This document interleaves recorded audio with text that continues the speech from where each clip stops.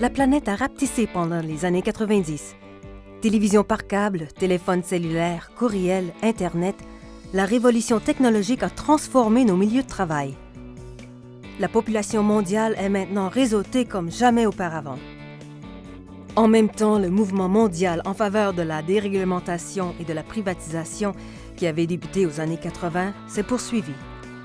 L'hystérie face au déficit a poussé les gouvernements fédéraux et provinciaux à procéder à des compressions massives. Par conséquent, le SCFP a continué à faire campagne contre les coupures des services publics et la sous-traitance. Mais cette fois avec de nouvelles tactiques visant à obtenir le soutien de la population. Jeff Rose prend sa retraite en 1991. Judy Darcy, travailleuse dans une bibliothèque de Toronto et secrétaire trésorière nationale, prend alors la relève. Elle devient la 4e présidente nationale du SCFP. Les membres du SCFP étant déjà mobilisés, Judy Darcy a réalisé qu'il était temps d'aller chercher l'appui du grand public. Pendant les années 90, le SCFP a appris comment influencer l'opinion publique avec comme résultat un appui populaire important pour les services publics sur lesquels nous comptons tous. Hands off public health care. Our healthcare system is not for sale. Durant le mandat de Judy Darcy et de sa successeur comme secrétaire trésorière Geraldine Maguire de la section locale 915, nous avons fait campagne pour consolider les régimes d'assurance maladie, pour créer un programme national de garderie et pour améliorer les pensions. La 4e décennie d'existence du SCFP s'est caractérisée par une lutte assidue contre les gouvernements qui coupaient les services, les emplois, les salaires et les droits. En 1995, Paul Martin, ministre fédéral des Finances, a mis la hache dans les transferts en santé, ce qui a mené à des coupures dans les services publics partout au pays. Les manifestations ont débuté au Nouveau-Brunswick, où le gouvernement libéral du premier ministre McKenna a imposé d'importantes compressions en santé.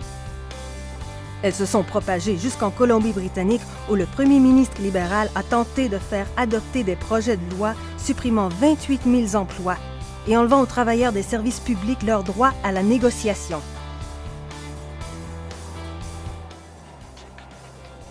En Ontario, le gouvernement conservateur de Mike Harris s'est attaqué de front aux services publics et à ses travailleurs, incitant des milliers de gens à prendre la rue dans 11 villes différentes lors des journées d'action. Le conseil municipal de la ville de Winnipeg a coupé les salaires des travailleurs, contrevenant ainsi aux dispositions des conventions collectives signées. Where's the commitment to your staff? They're going out after the unions with everything they can illegally muster. It's not right. 5 jours après le début de la campagne lancée par Judy Darcy et Paul Moist, président de la section locale 500, les compressions salariales ont été annulées. Au Québec, des dirigeants du SCFP se sont retrouvés en prison pour avoir lutté pour le respect des droits des travailleurs. Le président et le secrétaire trésorier de la section locale 301, Jean Lapierre et Denis Ménard, ont reçu une peine de 6 mois de prison après avoir manifesté contre un projet de loi visant à permettre aux municipalités de couper et de geler les salaires.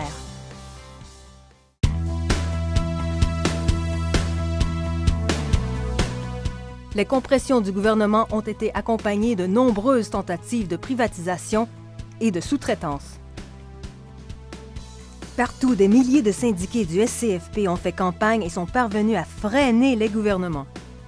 Même le premier ministre de l'Alberta, Ralph Klein, a donné crédit au SCFP pour avoir fait dérailler ses plans visant à établir des hôpitaux privés.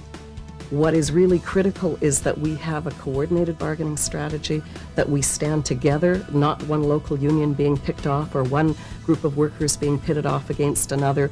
We really have to reach out and involve our members and talk to them about the issues. And we have to be building alliances in the community. This isn't just a labor fight. This is about jobs and public services and social programs. Durant cette période, le SCFP a travaillé en collaboration avec le NPD fédéral, avec Audrey McLaughlin et Alexa McDonough, et aussi au niveau provincial, même si nous n'étions pas toujours d'accord. Les membres du SCFP se sont politisés plus que jamais et ont aidé à faire élire des politiciens progressistes à tous les niveaux de gouvernement. Pendant les années 90, les menaces de privatisation et de déréglementation sont accentuées par une autre tendance, la mondialisation.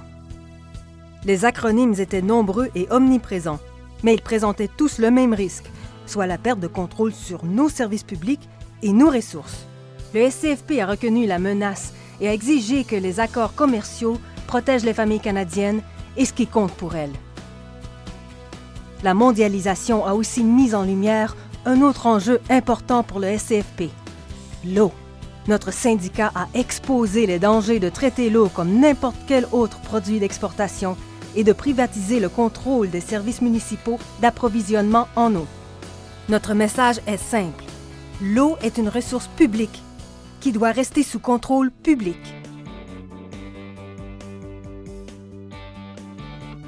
Malgré la menace de compression importante aux services publics, le SCFP a vu son nombre de membres et son influence augmenter. À Terre-Neuve, une grève à l'échelle provinciale a permis d'améliorer les salaires et les pensions. 12 000 membres du Syndicat canadien des travailleuses et travailleurs en éducation ont joint nos rangs. 39 000 membres du SEH en Colombie-Britannique ont fusionné avec notre syndicat et sont devenus une division de service du SCFP. Déterminé à rester fort, le SCFP a triplé son budget organisationnel en 1998.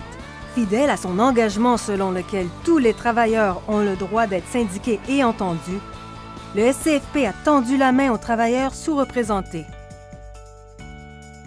Les jeunes, les travailleurs ayant un handicap et les travailleurs des peuples des Premières Nations, Métis et Inuits.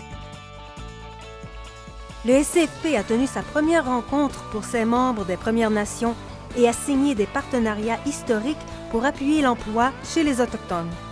Encore une fois, malgré un nombre important d'obstacles, les membres du SCFP se sont serrés les coudes, ont poursuivi leurs efforts et sont devenus plus forts. Le SCFP a débuté le nouveau millénaire en meilleure position que jamais.